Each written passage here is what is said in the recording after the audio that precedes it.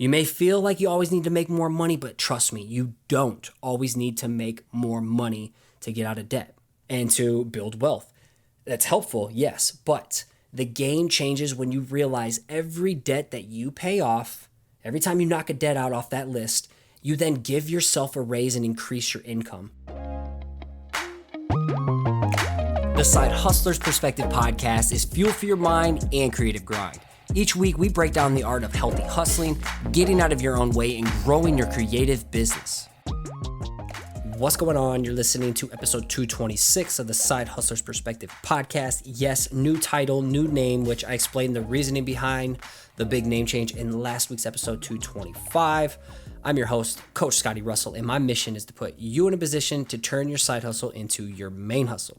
You can follow along with my latest art, design, and tips on mindset, motivation, and marketing on Instagram at Coach Scotty.D.Russell and all things podcast at Side Hustler's Perspective. Quick announcement, big announcement. We are currently in the early bird enrollment week as I build out the roster for round 5 of the upcoming fall Side Hustlers coaching program. This is taking place September 13th through December 5th to be exact. And if you want in on the early bird action to get first dibs and then apply at a reduced rate, save some cheddar, you can learn more and join the waitlist ASAP at sidehustlerscoaching.com. Currently, as of recording, 6 out of the 10 spots have been filled. And this is a customized 12-week program for 10 students tapping into the next level of confidence, community, and accountability with their creative side hustle. Past students have found success in charging higher rates, landing dream clients, getting massive raises at the day job, and even taking the self-employed leap. Early bird enrollment ends this coming Sunday, August 29th, and then I open whatever remaining slots are there to the public on Monday, August 30th through Sunday, September 5th. And just know if you apply during the open enrollment, you're going to lose the reduced early bird rate, nor can I promise any spots will be left. So one more time, learn more about the program, student success stories, and join the waitlist ASAP over at sidehustlerscoaching.com. And I hope to be your coach in the upcoming season to end 2021 with a bang. If you're hearing this in the future, this same link will take you to the waitlist to join for an upcoming spring or fall session. Today's overview. Last week, we kicked off this 3-part side hustle to main hustle series. Part 1, episode 225, is where I go over the big shift in the name change of this podcast and my whole entire goal and mission with my brand and this podcast in general. And I really kick it off with this massive series. So last week, go listen to episode 225 first.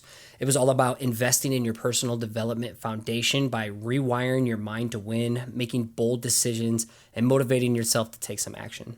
So please stop listening to this now if you're listening to this one first. This is part 2. Go and listen to part 1. Please, please, please, as it's all designed to flow in order and hit you wherever you're at within your creative pursuits. So part 2 today and part 3 next week are all about getting your money right. When you become a master of your money, the game begins to change. It's not all about money, but man, money is a powerful tool to make moves in this world and make change and do some good. So when you become a master of your money, your relationships with money and loved ones drastically improve. Your peace of mind and confidence soar. You set yourself up to take more risks, aka full-time leap, anyone? You begin to create a path for financial freedom and generational wealth, and you're able to invest generously in others and causes that you believe in. So money is a good thing. Money is a good thing. So here's a quick 5-step system for getting your money right. Super oversimplified, but we're going to start attacking this today and then tomorrow, next week. So step number 1, set up a budget. Step number 2, spend less than you make. Step number 3, get your ass out of debt. Step number 4, save up a rainy day fund. And step number 5, invest in wealth generating assets. So I'm not hitting all of this today. This would be too much.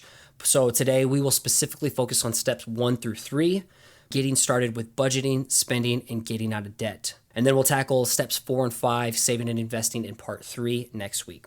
These areas that we'll focus on are going to radically impact your side hustle pursuits and your dreams of taking shit full time one day, like they've done for me. I've gone through all of this. I've experienced all of this. So I am preaching what I know here. I'm preaching what I've experienced, what I've studied, what I've researched.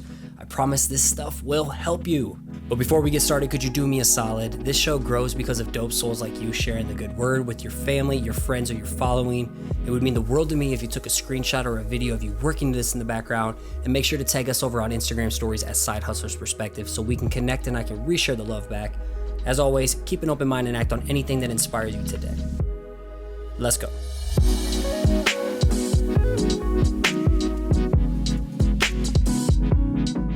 Let's first kick this off by talking a little bit about people's poor relationship with money and the stress it burdens us with, aka money struggles. So I want to hit you with a few statistics from an Ally Bank survey and a 2019 Financial Employee Wellness Survey. These surveys found out that first things up is that money problems are the number one cause for divorce. Go figure. Next, 65% of women and 52% of men said that financial matters cause them the most stress. Next, 35% of employees report that issues with personal finances have been a distraction at work. I've been there. The last one I got here is 49% of those distracted by their finances at work say that they spend 3+ hours at work each week minimum thinking about it or dealing with issues related to those personal finances. So to recap, basically the majority of people I know listening to this podcast stress out about their money. Basically all my friends do. The majority of everybody I know stresses out about money, to the point it affects their mental health, their relationships, and their performance at their job. I also know the majority of listeners to this podcast are probably buried in student loan debt, trying to side hustle themselves out of a hole.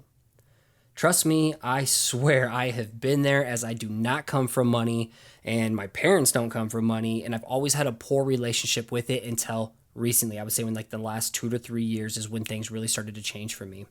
I graduated from a private school called Wartburg College, Go Knights, back in 2010 in Waverly, Iowa, and I was buried in about $80,000 worth of student loans just so I could get my fine art and design degree and then play football in college, which I blew my back out and I started coaching, which led me to where I am today. Another story about that I've shared in the past, but I was then tossed into a recovering market in 2010 after the 2008 collapse, where not many design-related jobs were available. Me and my wife's typical fights and stress all stemmed from our lack of money, which is what our parents' biggest feuds were fueled by as well. When digging deeper to the root cause of the problem, I realized the epicenter of everything came from the lack of financial literacy we're intentionally not taught growing up. We live in a society where going into consumer debt, financing everything under the sun, and living outside of our means is normalized, encouraged, and rewarded. Being taught to be financially literate and understand how money works is bad business for those in power. Banks, the Federal Reserve, corporations, credit card companies, and big institutions can't profit off those who have their money straight and know how to play the game. Employees and the middle-class people in general are taxed the most and are also marketed to go into debt the most. It's a trap. We're literally trained to become slaves to our money masters, and the system is rigged against you and me, the middle class, the working people. We willingly get trapped under a mountain of debt that ends up feeling impossible to pay back. And you're taught to go into the hole for a college education in hopes of landing a job to repay that debt off as you grind until retirement as an employee. All right?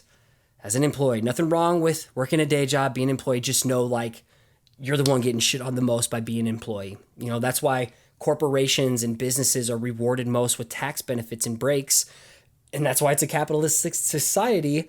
And we have to learn how to play the game or understand how it works. Because if you're a corporation like at Amazon or Jeff Bezos, you're rewarded by paying less taxes because you create and stimulate the economy by providing tons of people, thousands and hundreds of thousands of people with jobs. That's just how it works. I'm not saying it's right. I'm just saying that's how it works. That's why these big ass people can get out of paying money, because they're tied behind legal corporate identities. So simultaneously, people like you and me, and this is why it's great to start a business, turn your side hustle into a business, because you can get tax breaks. The middle class people, the working people, you're influenced daily to go into debt for a mortgage. This is that American dream I'm talking about financing furnishings for your home, leasing a car, and easily swiping that credit card for clothes, food, entertainment, and vacations, all while you're supposed to get married, have a family, and grind a 9 to 5 until you die. Basically, life begins when you're in your 60s, and hopefully you can make it to that long to experience happiness. That's what we're sold. That's the old traditional American dream. And note, my beef is strictly with consumer-based debt, getting a mortgage or investing necessary cheddar to jumpstart your business. I'm cool with, but only if your spending behavior is in check. That's the only way I'm cool with this. Otherwise, just living outside of your means, buying dumb shit you don't need to impress people who don't care about you, that's dumb to me. Buying Gucci, buying iPads and iPhones just to look cool, and you don't own Apple stock, that's hilarious to me. And I was running in that rat race for a long time. I was marketed to, and I fell for the trap. So We're marketed to believe that we can have everything we want now without having to pay for it until later.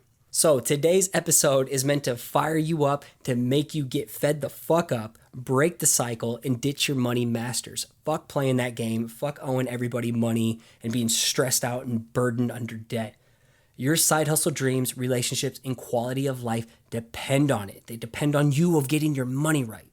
So I'm not trying to be on my high horse here and tell you, oh, I got all my shit together. I've always had a good relationship with money. So let me at least share you a quick story of my past money issues and how I've clawed and scrapped my way out of debt, clawed myself out of a huge hole for me and my wife, and the steps that we took to make it happen. And maybe there's something in here that can help you too. Promise on everything. Eliminating your debt will change you. It will change you psychologically, molecularly, mentally, physically, just everything about you will change. At the start of 2019, Emily and I, my wife, I'll call her wifey in this too, we were easily sitting on over $100,000 worth of consumer debt, credit cards, healthcare balances, financed items, student loans, car payments, you name it, we probably had it. And in 2019, we had a massive fight, all stemming from our lack of money. All right, we had a kiddo at the time.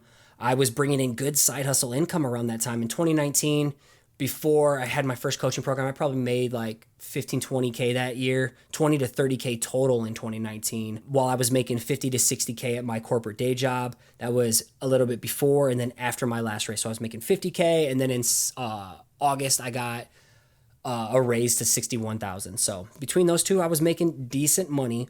However, we were still living paycheck to paycheck and clueless where our hard-earned cheddar was going.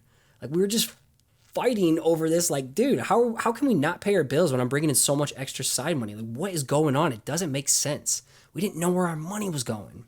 And that's when I had my fed up moment. Like, you have to have a fed up moment. You have to get tired of something. You have to get fed up feeling broke. You have to get fed up not gaining traction with your side hustle. You have to get fed up with the way you look and feel when you see yourself in the mirror in order to make a change. You have to get fed up. It can't just be, I kind of want it, because you'll kind of see results. And I had that massive fed up moment, and I took the first steps toward taking control of our money.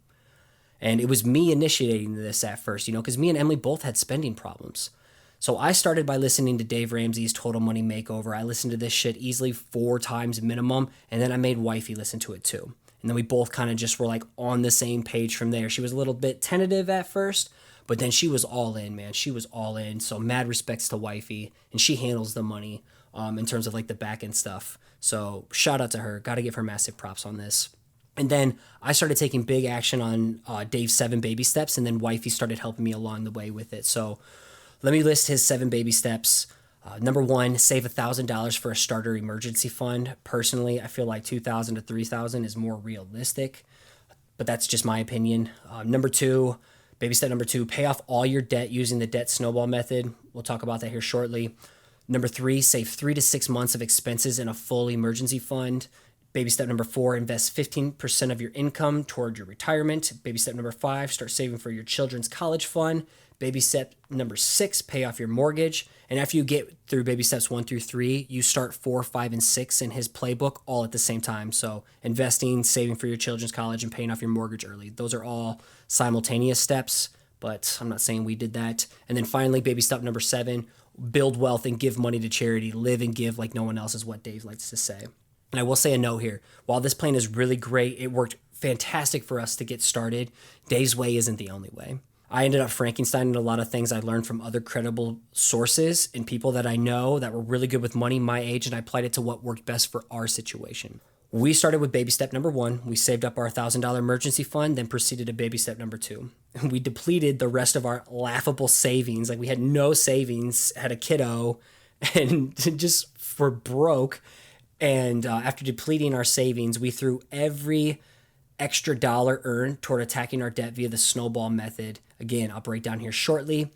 And then fast forward a year and a half later. So we had started this journey. Well, we didn't officially start it till July, but we started with over $100,000 in debt January 2019. So fast forward a year and a half later to September 11th, 2020 at 9:30 a.m. And that's the day I paid off the last of our consumer debt. And oh my God, it was powerful. I think it was like my last Fed loan that had like $20,000 or something on it. And I got a big ass cut that I had been saving up for coaching and a product launch that all kind of took off for me. And as of today, we just have our mortgage. That's it. We don't have any consumer debts. And this is how getting out of debt changed me. And I hope it inspires you. I sleep better at night because I'm not stressed the fuck out.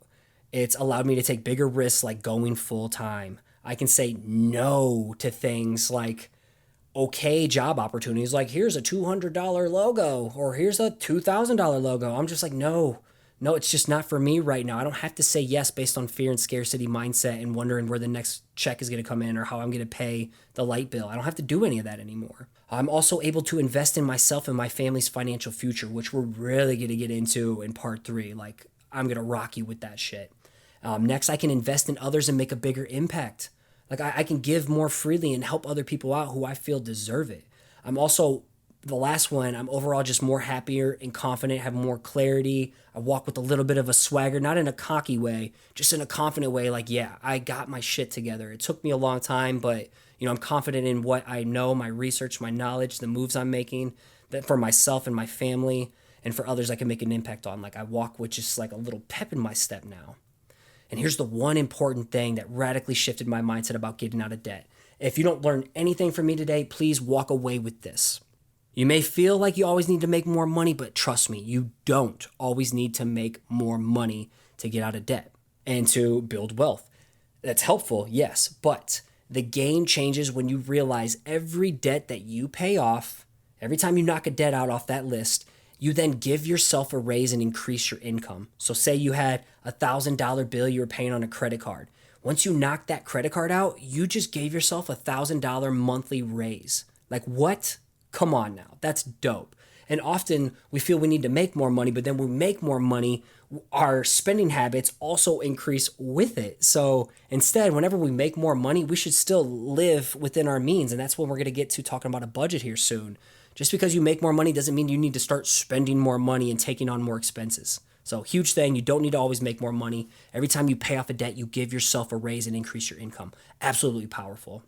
So here's 5 steps for getting out of debt. Getting out of debt requires an assassin-like mindset. All right, you got to go ninja. You got to go Kobe, Mamba mentality with that shit in the clutch, overtime, taking that last shot. Like you have to have that assassin-like mindset because this shit is a grind. You and whoever you're attacking this with have to be on the same page. Okay, it can't be just like one partner and the other partner is out there spending buku bucks on dumb shit and you're over here trying to budget and keep your life together. It's not going to work. You're going to fight and it's not going to end well. So just know no one else's opinion matters but you and your partner, or just you if you're rolling solo with this.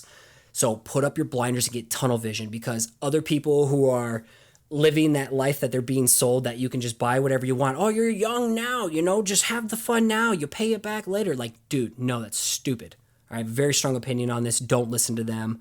They're the same people who are hella in debt and buried and they're living beyond their lifestyle. They have this outward appearance of a nice house. They have boats and cars where really they're just drowning in debt.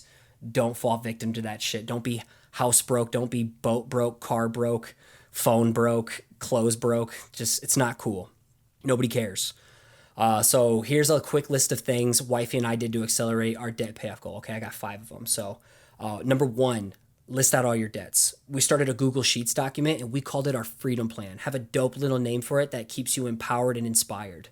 One tab was dedicated toward listing every debt we had along with monthly amount due, interest rates, etc. that we could easily reference, update, and filter information.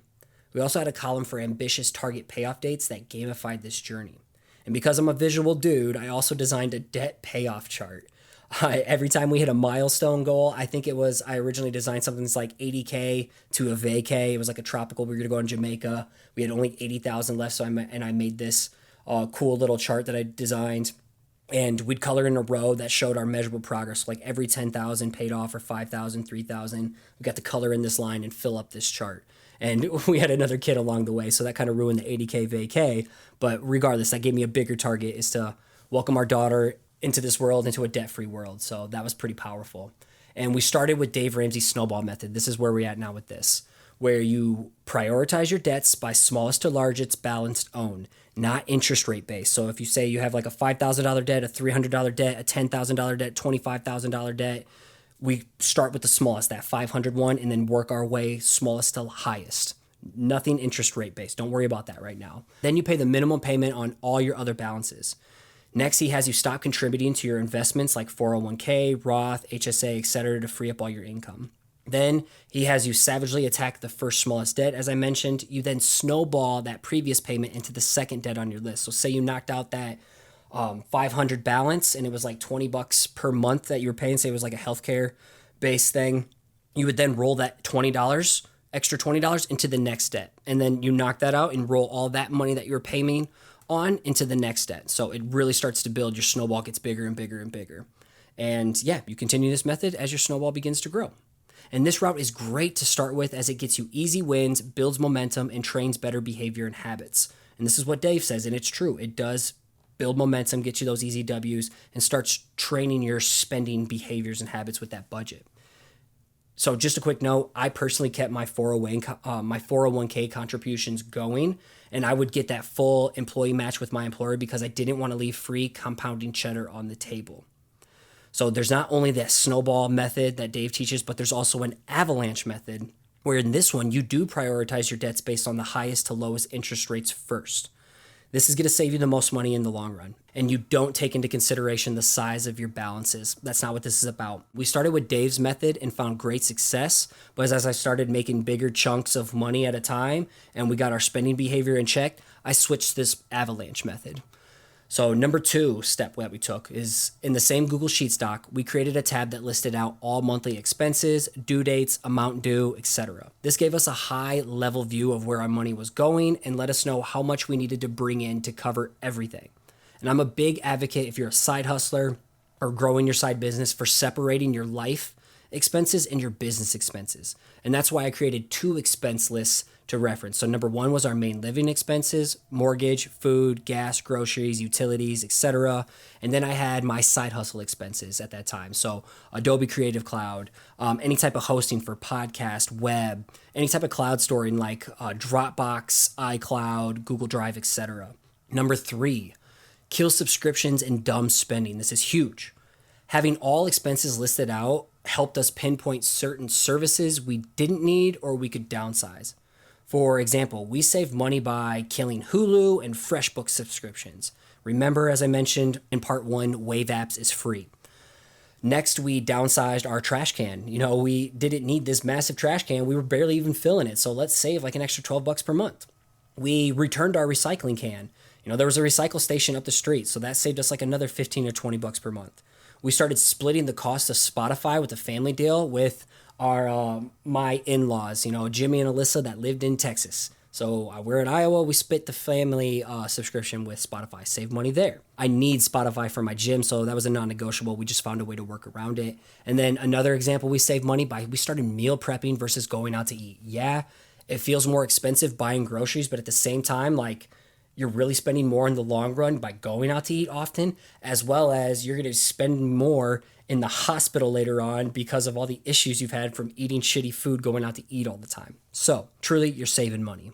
And then finally, we eliminated stupid spending by not buying useless wants that weren't needs. Like I didn't need the new pair of Jordans. I didn't need all this fancy shit for my office at times. What I had worked. I was getting resourceful and scrappy. I didn't need things that were only wants. I needed needs. So number 4, set up a budget. You're going to hate this, but trust me, this is where it's at. So constraints breed creativity in both your side hustle and just life in general. Having a budget provides constraints that allow you to control where your money goes and flows. Budgeting doesn't sound fun, but it's crucial if you're trying to get out of debt. It forces you to live within your means and put your spending behaviors and habits in check. So Emily, she loves using the Every Dollar app. It's the free version from Dave Ramsey Solutions to track expenses and miscellaneous spending on entertainment, clothes, investing. So we track where every dollar goes. We know exactly where our money's going at the end of the month. She always tracks it, I think she does it once a week just to stay on top of it. And final note on this, having a budget and your list of expenses of your main living expenses and side hustle expenses is going to come in super clutch when we talk about saving and investing in part 3 next week in episode 227. So number 5, to wrap this section up, we hustled. Finally, Emily and I just got on our grind. We were grinding, hustling. We sold so much stuff on Facebook Marketplace, and easily since we've started selling shit on Facebook Marketplace in July 2019 until now to date, like minimum, we've made over $10,000 to date by just slanging shit on Facebook Marketplace. She also started making and slanging elderberry syrup and holistic based balms, rollers, etc. with her monstrous essential oil stash. And we literally took all the extra money we could and we threw it at the current debt we were focused on during that time. And I do want to make another note here. I'll put this in the show notes. I made a killer episode last year too, with 30 plus ways to make side hustle money that I've continually added to. And it's loaded with smart money moves as well to compound what you're learning today. So again, that's tucked in the show notes. And that was episode 184 to be specific. Here's a quick rebuttal about investing versus paying off debt right away. And I want to shut this down for you, especially if you struggle with money in general. So there's going to be people out there who say it's better to collect debt and pay the minimums on everything. And they believe instead, while you're paying the minimums of all your debt that you're accruing, to put all your extra money into investing into wealth generating assets, like we'll talk about in part 3 next week. And their mindset is centered around that you can get a way higher return on your investments like the stock market or the crypto markets, where you can generate easily yearly returns of 8 to 100 times your original investment, which is awesome. It's killer. And these investments in their mind will far outpace inflation and minimum monthly expenses like a mortgage, vehicle, and student loans that usually have like a fixed interest rate of 2 to 4%. And technically they are right. They're totally right. But the majority of people, like if you were like me with my poor money habits and spending behaviors, you aren't disciplined enough to handle this bold lifestyle. And most people, they spend outside their means with zero thought towards even investing into their financial freedom. So I would never recommend this route for anyone listening here. I would not recommend it. Maybe you're that 1% unicorn who could handle it, but please, if your relationship sucks with money, don't even consider this route and get your ass out of debt first with a budget. Promise me, it'll pay off. And then you'll be able to step into part 3 next week and truly enjoy the game of investing. So to summarize everything, getting out of debt is a straight up overwhelming and stressful adventure, to say the least. It's a roller coaster. It truly is a roller coaster. It's far easier to be ignorant and continue to dig yourself a deeper hole like the majority of people with poor financial literacy. But since you're a listener of the show, I know you're not about taking that easy path. Getting out of debt will help you make the full-time leap sooner and put you in a position to attain time and financial freedom. That's the goal. No one is going to fix your poor relationship with money for you. I promise you, gaining control of your money and getting out of debt will transform you. Everything about you, your confidence, your creativity, and your quality of life will improve, and you owe it to yourself to break away from your slave masters and create the future you want to make some noise in on your own terms. Get your money right, and big things will start to happen. I promise you.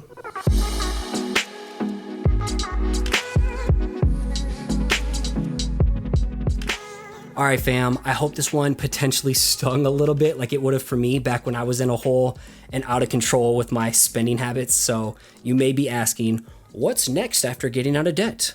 What good is being out of debt if you don't know how to put your army of dollar bills or your euros or your yens, etc., to work for you? All right, that's what we got to envision as, is like every dollar we have is an army of dollar bills or whatever your currency is, and you can make that money work for you. And that's why we're ending this with part 3 next week in the Side Hustle to Main Hustle series, breaking down the next steps of saving and investing to attain financial freedom. So keep an open mind and remember, this shit is so important. Staying ignorant and disinterested like I was for years in your financial future is going to make it extremely hard to get to where you want to be in life. Your biggest regret, like mine, will be wishing you would have jumped on this financial literacy train sooner. Again, if you found value in this episode, it'd mean the world to me if you share this with your friends, your family, your following. And if you'd like, you can read today's episode 226 in the form of a blog post that contains all links and references within the show notes within your current podcast listening app. As I wrap things up, I want to give a huge thank you to the podcast team as we are just now celebrating year 5 of this anniversary together. But my podcast editor, Anya Brennan, who's been there the longest with me, like Anya, you're incredible. Executive Assistant Paige Garland, she's been number 2 on my side. Video Specialist Colton Bacher, he joined the team later. Social Media Coordinator Hannah Schick, she joined the most recently. And then I got Nick Jenkins of Beluga, who's been dishing out dope music for this podcast since the beginning, since day one. I appreciate and I love all of you, and I could not be where I'm at today without you listening, sharing, and supporting. For me to say thank you back, I want to just encourage you to keep showing up, keep putting in the work, keep creating. You got this.